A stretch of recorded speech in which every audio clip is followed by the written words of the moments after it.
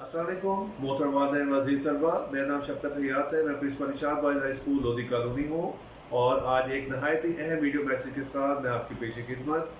मोहतरम वालिदैन, जैसा कि आपको मालूम है कि हमारे आपके बच्चे और हमारे बच्चे इनका इम्तिहान 9th क्लास का बोर्ड का वो हो चुका और माशाल्लाह बहुत अच्छे पेपर हुए बच्चों के। हमारे तमाम टीचर्स जो थे वो बच्चों के साथ राब्ते में थे और उनसे फीडबैक वगैरह लेते रह गए और माशाल्लाह बच्चों ने बहुत अच्छे पेपर किए हैं। असातिज़ा ने बहुत मेहनत कराई और इसी तरह मैंने खुद भी फीडबैक लिया था। पेपर अच्छे हुए हैं बच्चों के। लेकिन अब जो हमारा नेक्स्ट बदला है वो है 10th क्लास। मैं थोड़ा सा आपको ये बताना चाह रहा था कि जो 9th क्लास थी उसमें हमें टाइम ज़रा ज़्यादा मिला हुआ था, क्योंकि हमने अपनी 8th को शॉर्ट किया हुआ था, 7th को शॉर्ट किया और उसका जो टाइम था वो हमने 9th को दिया और उनका सिलेबस भी कवर हुआ और नंबर ऑफ टेस्ट ज़्यादा थे और माशाल्लाह ये है कि इंशाल्लाह उनका रिज़ल्ट भी अच्छा आएगा।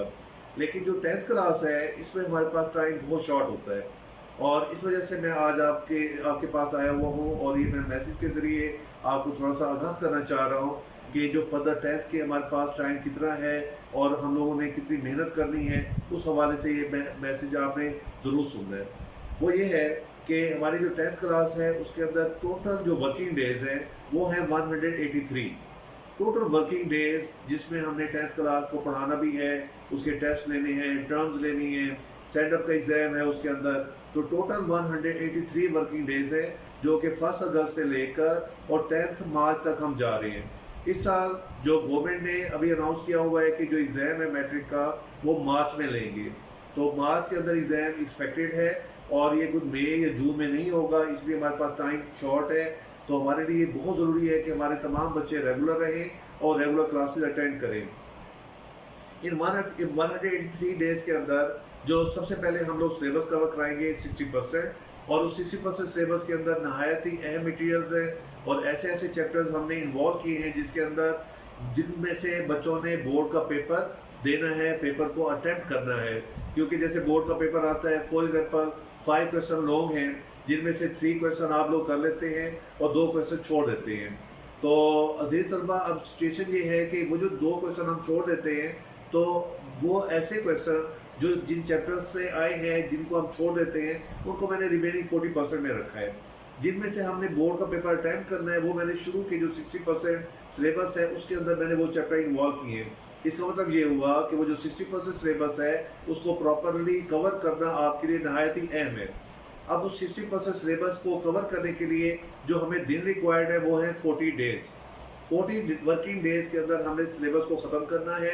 अगर आप लोग यानी अगर बच्चे जो एब्सेंट हो गए और उन्होंने अगस्त के अंदर शुरू में ना आए कि चले जी आज नहीं जाते, कल चले जाते, फ़लाँ नहीं आता, मैं फ़लाँ चला जाए, ऐसा नहीं करना। आपने डे 1 से स्कूल में आना है, डे 1 से आपकी पढ़ाई शुरू हो जाएगी और कोई भी बच्चा अगर कोई एब्सेंट हुआ तो हमने फिर उसको क्लास में नहीं बैठने देना, क्योंकि गलत बात हो जाएगी अगर आप क्लास के अंदर नो सीरियस आपने लिया। इससे जो बुरा इम्पैक्ट पड़ेगा वो ये होगा कि आपके जो मार्क्स हैं वो कम आ जाएंगे।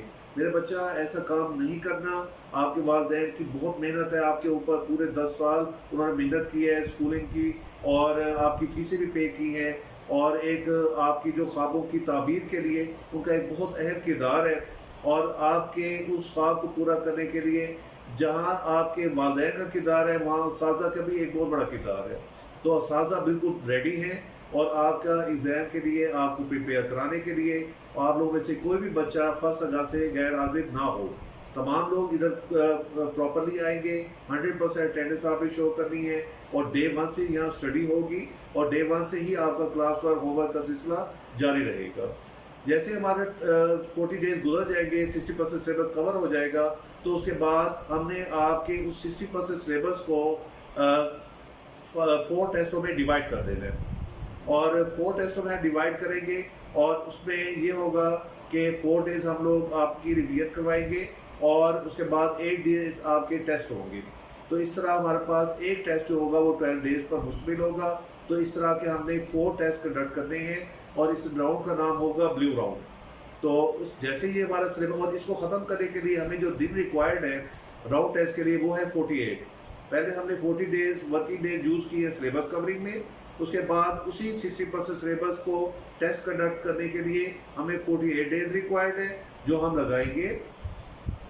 इसके बाद जैसे हमारे ग्राउंड टेस्ट कंप्लीट होंगे उसके बाद हमने एक मिनी टर्म रखी हुई है और वो हम आपसे टर्म लेंगे और वो टर्म तकरीबन 15 डेज पर मुश्तमिल है। और ताकि आपको जो 4 जो टेस्ट हमने लिए हैं, अब उस मटीरियल को इकट्ठा करके हम थोड़ा सा बर्डन बढ़ाना चाह रहे हैं, आप कितना लोड उठा सकते हैं, ताकि इससे हमें फ़ायदा ये होगा कि अगर आपकी सिलेबस कवरिंग के दौरान या टेस्ट के दौरान कोई कमी पेशी हुई है या कोई कोताहियाँ हो चुकी हैं या कोई ऐसे टॉपिक जो आपके वीक पॉइंट सामने आए हैं, तो टीचर उनको दूर कर सके।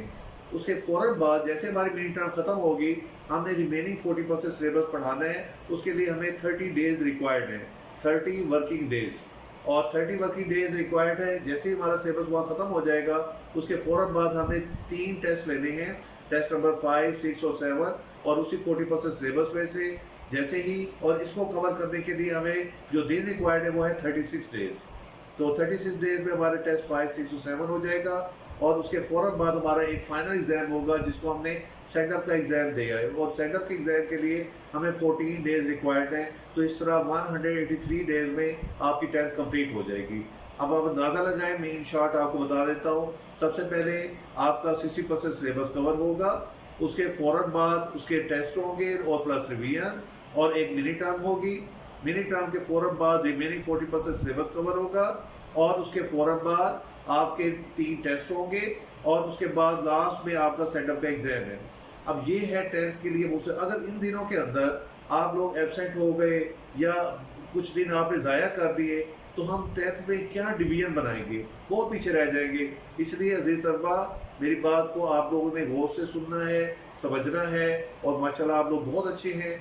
और वालिदैन से भी यही रिक्वेस्ट है कि अपने तमाम बच्चों को आप लोग यहाँ स्कूल भेजें, और कोई वक्त ज़ाया करने की ज़रूरत नहीं है और कोई आउटिंग की ज़रूरत नहीं है। 10th का जो मरला है वो सबसे अहम है। इसमें जो पुअर अटेंडेंस वगैरह है, और उनको उनके साथ उनके पेरेंट्स को बुलाया जा सकता है, और उनको नोटिस वगैरह भी दिए जा सकते हैं कि आप अपने बच्चों को क्यों छुट्टियाँ करा रहे हैं।